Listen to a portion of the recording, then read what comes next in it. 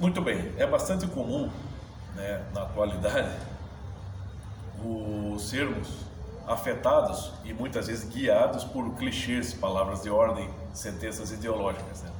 Vivemos na era das revoluções, desde a Revolução Francesa, ou quiçá antes, né? Não cabe aqui explicar o porquê das revoluções, a questão é que elas existem. Elas podem ocorrer de forma explícita e violenta ou de forma implícita, né, sutil.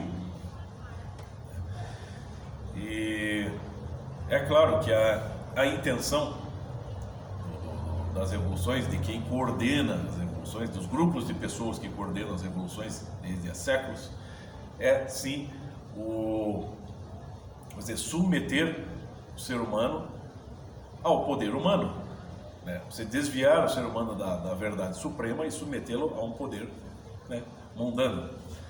Isso é fato, entre outras coisas. E aqui no Brasil, na atualidade, é bastante comum um tipo de slogan, um tipo de palavra de ordem, um tipo de sentença moralizante e que se impõe mesmo, né? No caso, respeite a cultura indígena, respeite a religião indígena. Ok, existe a necessidade de respeito, porém, ninguém pode respeitar aquilo que desconhece.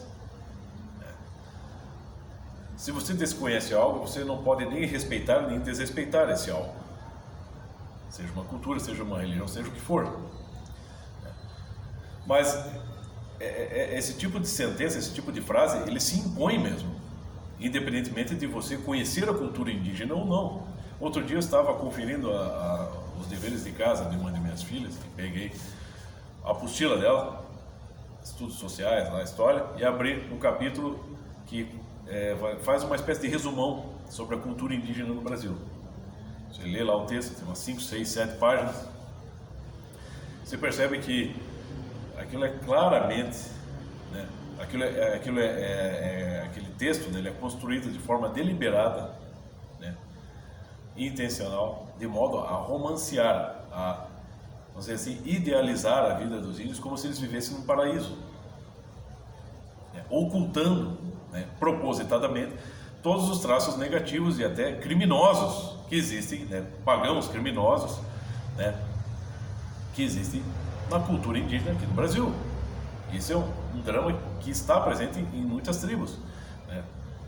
Se o cara for pesquisar a fundo, se o cara realmente está comprometido com a verdade e ele, vamos dizer assim, se programa e realiza uma pesquisa rigorosa sobre a história da cultura indígena no Brasil, vai beber em várias fontes, em várias referências, consegue fazer um mapeamento amplo, né, e analisar todas as informações, dificilmente ele vai conseguir respeitar a cultura indígena no seu todo, né, ou vai respeitá-la apenas em partes.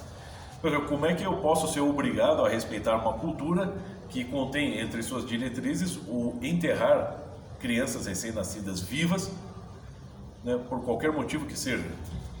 Vídeo que ocorreu até há não muito tempo atrás, uns 3, 4 anos, quando não sei se era avó ou bisavó, decidiu enterrar a sua neta ou bisneta recém-nascida, né, pelo fato de ela ser, da sua neta ou bisneta, haver engravidado de um índio de outra etnia. Então a diretriz da sua cultura obrigava isso. Prontamente foi acionada a polícia e o pronto-socorro, né? E os bombeiros foram lá e conseguiram resgatar a criança. Você tem a cena, a criança sendo desenterrada viva, respirando. E essa criança, infelizmente, está sob a tutela do Estado, mas está sendo bem tratada.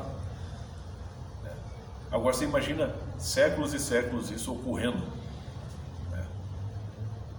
E é óbvio que isso é crime, isso sempre foi crime, né? É óbvio que isso é uma coisa cruel e bárbara, assassina, né? Porém, né, aqui, uma conversa entre amigos, meu filho, às vezes até pessoas da família, né, as pessoas ignorando essas coisas, né, e para tentarem sair finas do papo, tentam justificar isso, né, com um discurso relativizador. Estão relativizando o valor da vida humana e, por tabela, absolutizando a cultura. Uma cultura que é assassina, no caso ali, é primitiva, degradada, decadente, né? E sabe o que é pior ainda? Essas pessoas não vão sofrer qualquer consequência dessas porcarias que apoiam. Então, quer dizer, se a pessoa fica apoiando moralmente que a cultura dos índios é a coisa mais maravilhosa do mundo e que enterrar crianças vivas por conta das diretrizes da própria cultura é algo, vamos dizer, é algo terrível para nós e não para eles, quem vai continuar sofrendo as consequências disso são as crianças que são enterradas vivas e não você, seu Zé Mané. E você acha isso bonito?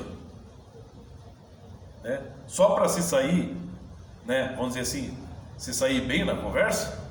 Não, você tem que baixar a cabeça e admitir isso está errado e admitir que você era ignorante desse fato. Todos nós temos que admitir isso, porque muitas vezes estamos defendendo porcarias, coisas terríveis, assassinas, e não só não estamos sofrendo qualquer consequência disso, são outras pessoas, e ainda achamos que estamos fazendo um bem para a humanidade.